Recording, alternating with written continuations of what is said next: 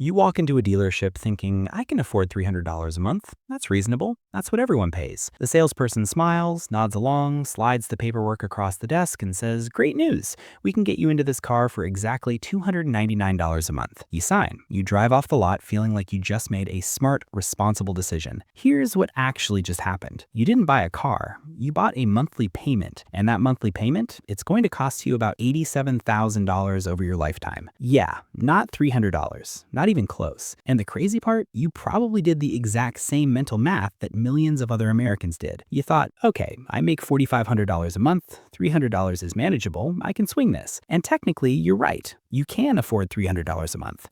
The problem is what you just agreed to isn't actually $300 a month.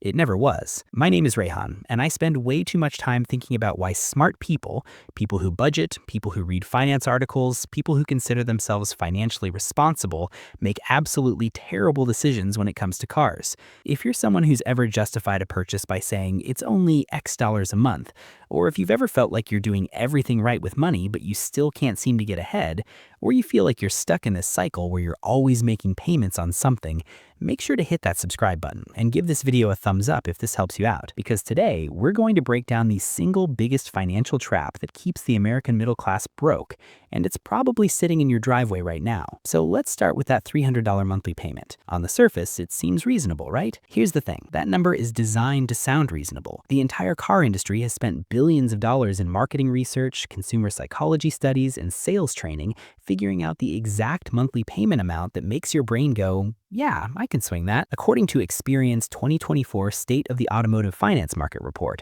the average monthly payment for a new car loan in America is now $739. For used cars, it's $532. Those are the real numbers. But here's what's fascinating. Dealerships know that if they lead with those numbers, you'll walk out the door. They know it, you know it, everyone knows it. So instead, they focus on one thing and one thing only, getting you to that magical monthly number that you have in your head. Not the total cost of the car, not the interest rate, not the length of the loan, just that monthly payment. And look, I get it. When you're thinking about your budget, monthly payments make sense. Your rent is monthly, your subscriptions are monthly, your paycheck comes monthly. Your brain is wired to think in monthly terms. The car industry knows this. They're counting on it. But here's what most people don't realize. That $300 payment, it's never actually $300. And I'm going to prove it to you with math so simple, it's going to make you angry. Let's say you're buying a car. We'll keep the numbers realistic. You find a car for $35,000, which is, by the way, right around the average new car transaction price in America right now, according to Kelley Blue Book data. Actually, it's a bit low. The average is closer to $48,000, but we'll be conservative. You've been smart. You saved up a down payment. You put down $3,000. Congratulations, you're already ahead of about 30% of car buyers who put zero down. You financed $32,000 at 7% interest, which is actually pretty good right now for 72 months. Your payment? About $550 a month. But Rehan, you're saying, that's not $300. I got my payment down to $300. I negotiated. I shopped around. Okay, let's talk about how you got to $300, because here's what actually happened, and I want you to be honest with yourself as I walk through this.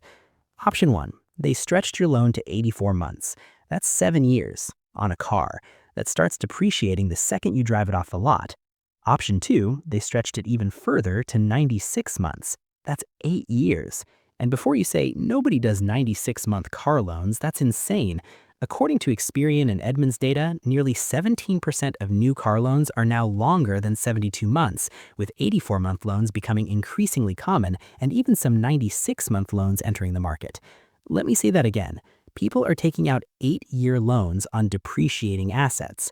Option 3, they increased your interest rate but showed you a lower monthly payment by extending the term, and you were so focused on that monthly number that you didn't notice you're now paying 10% interest instead of 7%.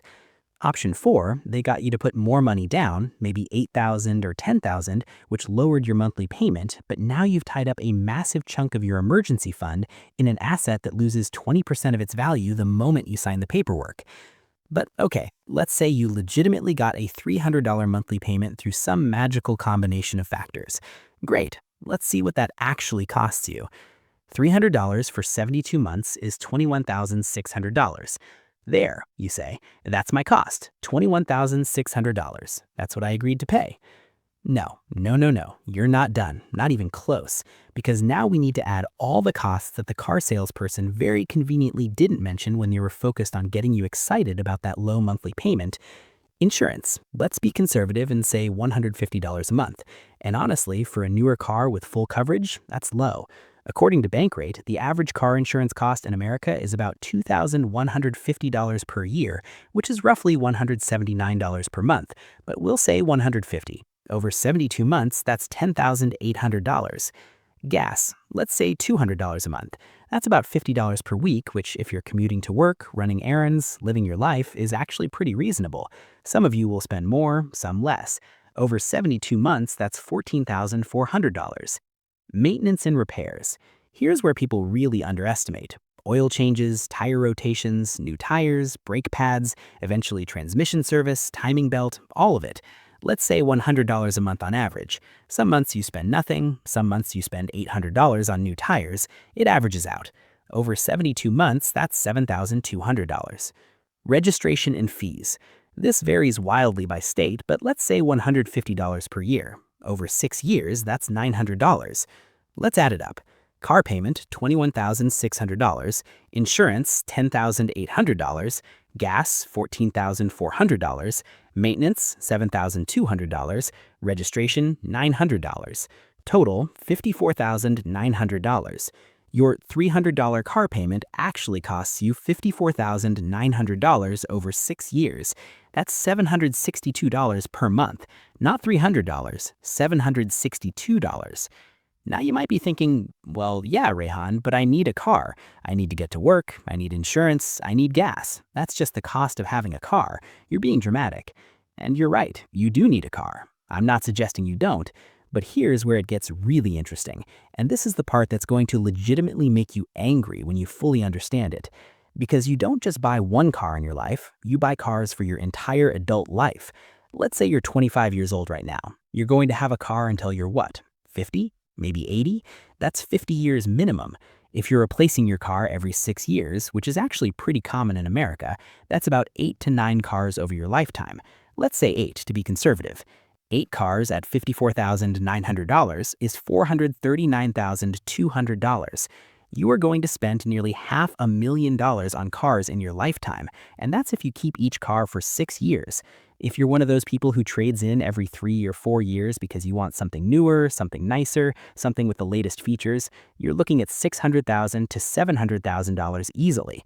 But we're still not done, because we haven't talked about the absolute killer, the thing that does the most damage over your lifetime, the opportunity cost. Look, every dollar you spend on a car is a dollar you cannot invest. Every dollar tied up in a depreciating asset is a dollar that's not growing for you.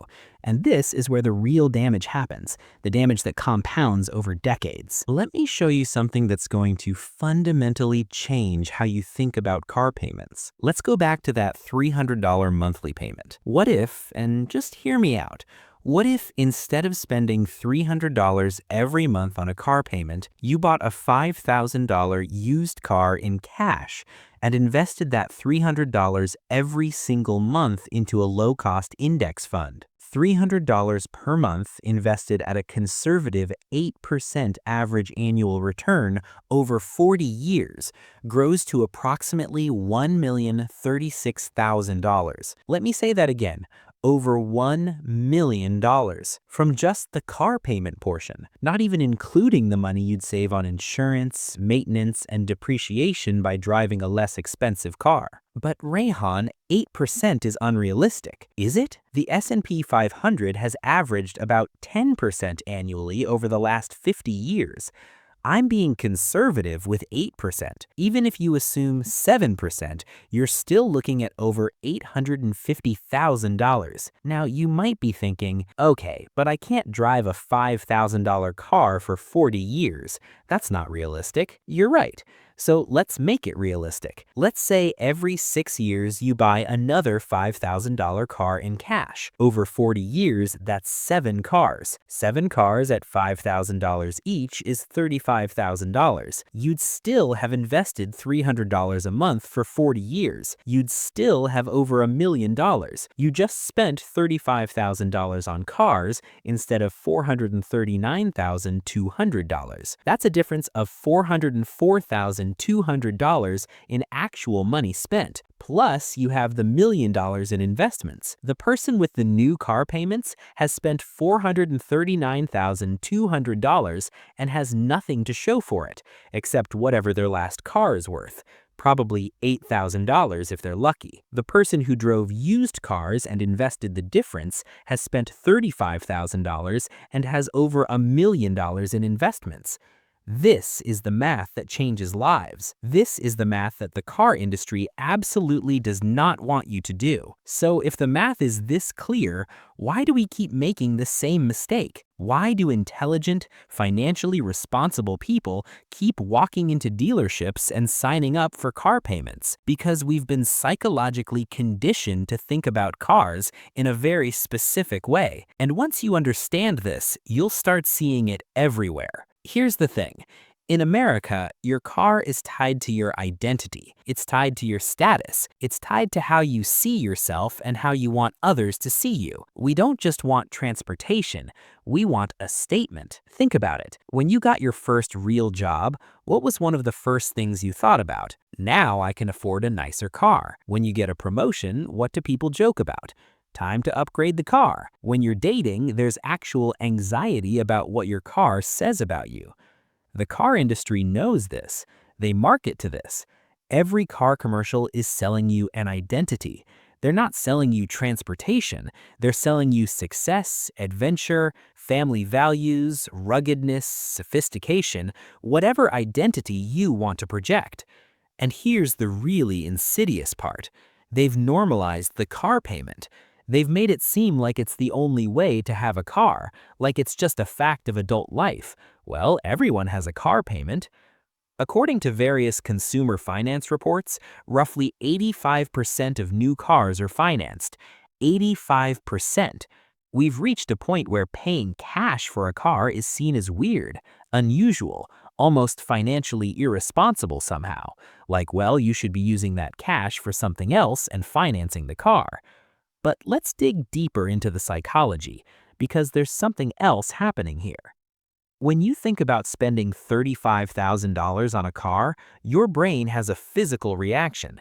That's a lot of money. That's scary. That feels irresponsible. You think, I could never spend $35,000 on a car. But $300 a month, that's just a bill. It's like your Netflix subscription, but bigger.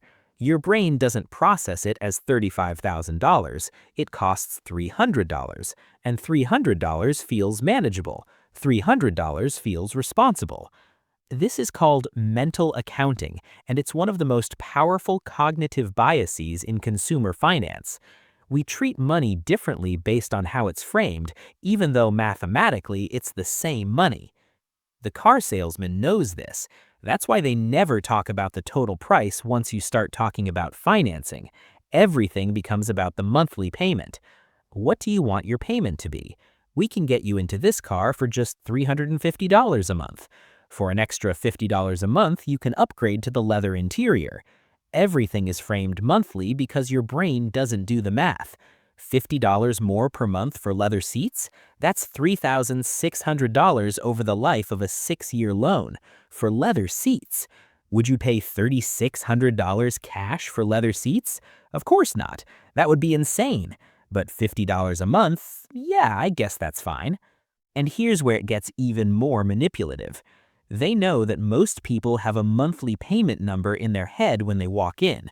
Let's say it's $400, so the salesman will initially show you something that's $500 a month. You'll say, no, that's too much. Then they'll work with their manager and come back with $420. Still too high. Then $390. And now you feel like you're winning. You got them down. You negotiated. You feel smart. But you didn't negotiate the price of the car. You didn't negotiate the interest rate. You negotiated a monthly payment, which they controlled entirely by adjusting the length of the loan, the down payment, or the interest rate. You feel like you won, but they won. They always win. Let me tell you a story. I have a friend, let's call him Marcus. Marcus makes about $65,000 a year. Good job, stable, not wealthy, but definitely comfortable. Marcus drives a 3-year-old BMW 3 Series. His payment is $580 per month, plus insurance at $220 per month because it's a luxury car and he's under 30. I asked him once, Marcus, why do you need a BMW? And his answer was incredibly honest. He said, I don't need it, but when I pull up to my girlfriend's parents' house, when I drive to client meetings, when I'm at a stoplight next to my coworkers, I need people to know I'm successful. That is a $580 per month insecurity payment. It's not about the car, it's about what he thinks the car says about him. And look, I'm not judging Marcus. We all do some version of this. Maybe not with cars, but with something. We buy things not because we need them, but because of what we think they communicate about us. But here's what I told Marcus, and here's what I really want you to hear. The people who are actually wealthy, the people who are actually financially secure, are not the ones driving brand new luxury cars. According to the book The Millionaire Next Door, which studied actual millionaires in America, most millionaires drive cars that are a few years old and cost well below what they can afford. They don't have car payments. They pay cash. They drive the car until it doesn't make sense to keep repairing it, and then they buy another used car with cash. The people driving brand new $60,000 cars are usually the people who want to look wealthy but aren't actually building wealth. They're spending everything they make on maintaining an image. Real wealth is quiet. Real wealth is a paid-off car, a growing investment account, and not caring what anyone thinks about what you drive. But Rayhan, I can't just drive a beater. I need something reliable. I have kids, I have a commute. I can't risk breaking down. I hear you, and I'm not suggesting you drive a 1987 Honda Civic with 300,000 miles on it. But here's what I am suggesting. There's a massive middle ground between unreliable beater and brand new $50,000 SUV. A 3 to 5-year-old Honda Accord, Toyota Camry, Mazda 3, or Hyundai Elantra with 40,000 to 60,000 miles is still incredibly reliable, looks completely fine, has modern safety features, and costs $15,000 to $20,000. And here's the key. You can buy that in cash if you save for a year instead of trading in your current car and rolling into a new payment. But what if something breaks? Then you fix it. And even if you spend $2,000 in repairs that year, you're still way ahead of someone paying $550 a month, plus higher insurance. The fear of repairs is often overblown. We've been conditioned to think that the moment a car hits 100,000 miles, it's going to explode. Modern cars regularly go 200,000 miles plus with basic maintenance. And here's the thing, even if you do have a major repair, let's say a transmission goes out and it's $4,000 to fix, you're still ahead of someone making payments, because that $4,000 repair on a paid-off car is what someone with a car payment spends in 7 months. Okay, so let's get practical. If you're currently in a car payment, here's what you need to do. Step 1, calculate your real cost. Write down your monthly car payment, your insurance, your average gas, your average maintenance, your registration or fees. Multiply that by 12. That's your annual car cost. Now multiply it by how many years you plan to keep making car payments throughout your life. Look at that number. Really look at it. Step 2. Decide if you want to break the cycle or stay in it. I can't make this decision for you. Some people will look at that number and say, you know what? I'm okay with it. I really love my car. I value this. And honestly, that's fine. At least now you're making an informed decision instead of just sleepwalking into payments because that's what everyone does. But if you want to break the cycle, here's how. Step 3, stop trading in. The biggest mistake people make is trading in their car while they still owe money on it. When you do this, the dealership rolls your remaining loan balance into your new loan. So now you're paying for two cars, the one you're driving and the one you traded in. If you're currently in a loan, keep the car. Pay it off aggressively. Attack that loan like it insulted your mother. Step 4, once it's paid off, keep driving it. This is the hard part for a lot of people. You've paid off your car, you don't have a payment anymore. Your brain immediately thinks, cool, now I can afford a payment on a nicer car. No, no, no, no. Keep driving it. Keep it for 2 more years, 3 more years, 5 more years if it's still running well. Step 5, keep making the payment to yourself. Here's the magic. You're used to that monthly payment. Your budget is already adjusted to it. So keep making it, but to a savings account or investment account instead of to a lender.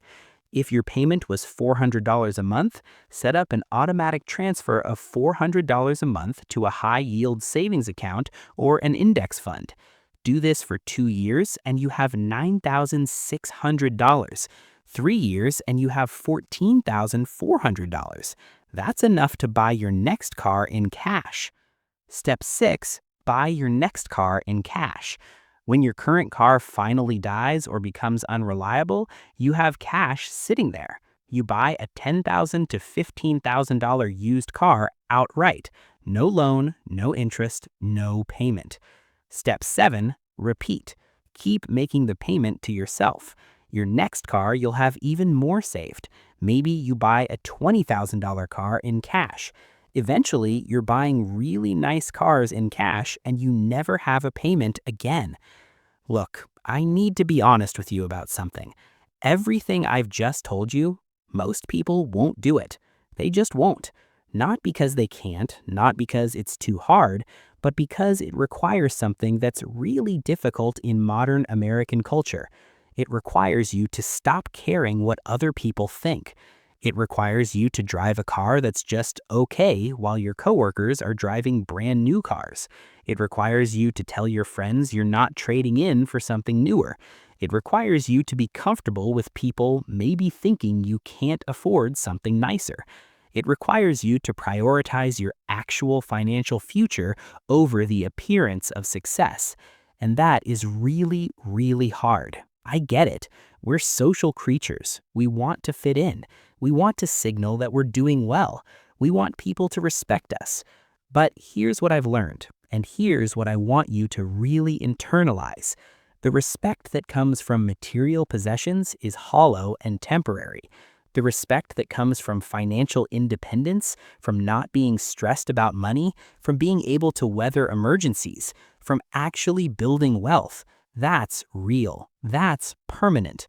10 years from now, nobody is going to remember or care what car you drove in 2026, but you're going to remember whether you have $100,000 in investments or $100,000 in debt.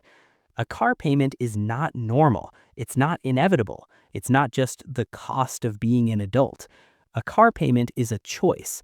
It's a choice to prioritize having a nicer car today over having financial freedom tomorrow. And for some people, that's genuinely the right choice. If you truly love cars, if driving brings you real joy, if it's your hobby and your passion, then okay, spend money on it. Just do it with your eyes open. But for most people, the car is just transportation. It's just a tool to get from point A to point B. And spending $400,000 over your lifetime on a tool that loses value every single day, when you could spend $50,000 and invest the rest, that's not a financial decision. That's an emotional decision dressed up as a financial one. The $300 car payment is never $300. It's $762 a month when you include all costs. It's $54,900 over 6 years. It's $439,200 over your lifetime. It's over $1 million in lost investment growth. The question you need to ask yourself is it worth it? Not, can I afford the monthly payment? We've already established that monthly payments are designed to be affordable. They're designed to be just small enough that you say yes. The question is this car worth $1 million of my future wealth? Because that's the actual trade you're making. Look, I know this video might have been uncomfortable. I know some of you are sitting there right now feeling defensive, maybe feeling like I'm judging you, maybe feeling some type of way about the car payment you have right now. That's not my intention. My intention is to wake you up to a trap that most people fall into because nobody ever explained it to them this clearly. You're not stupid for having a car payment. The system is designed to make car payments seem normal and reasonable. You've been marketed to your entire life. Every movie, every TV show, every commercial, every conversation with friends, it all reinforces this idea that new cars and car payments are just what adults do. But now you know better. Now you've seen the actual math. Now you understand the opportunity cost. Now you can make a real decision. If this was helpful, if this made you think about car payments differently, hit that subscribe button. Give this video a thumbs up. Share it with someone who needs to hear this, because I guarantee you know someone who's stuck in the car payment cycle and doesn't even realize it. And if you want to learn more about building wealth, about making smarter financial decisions, about breaking free from the traps that keep people broke, I make videos about this stuff all the time. The car payment lie is just one trap. There are dozens more, but they all have one thing in common. They all rely on you not doing the math. So do the math, run the numbers, make informed decisions. Your future self will thank you. I'll see you in the next one.